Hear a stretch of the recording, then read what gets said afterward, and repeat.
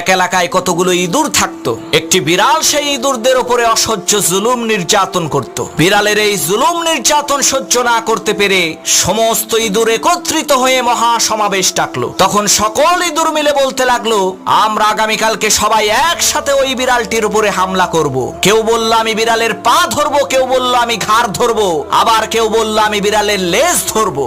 এমন সময় ইঁদুর সর্দার সমস্ত ইঁদুরদেরকে লক্ষ্য করে বলল, ভাইয়েরা আমার, আপনারা সবাই বলছেন বিড়ালের হাত ধরবেন, পাও ধরবেন, মাথা ধরবেন, ভালো কথা, কিন্তু বিড়ালের ম্যাও ধরবেন কে?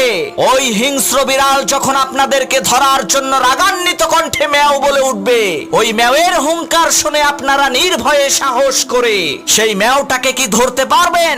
তখন কোন ইঁদুর আর কথা বলে না। এতগুলো ইঁদুরের মধ্যে একটা ইঁদুরও বিড়ালের ম্যাও ধরার সাহস পেল না। তখন ইঁদুর সর্দার বলল, বিড়ালের ম্যাও ধরতে না পারলে তার সাথে যুদ্ধে লিপ্ত